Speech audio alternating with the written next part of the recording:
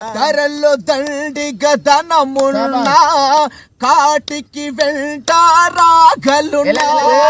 ధరల్లో దండిగా ధనమున్నా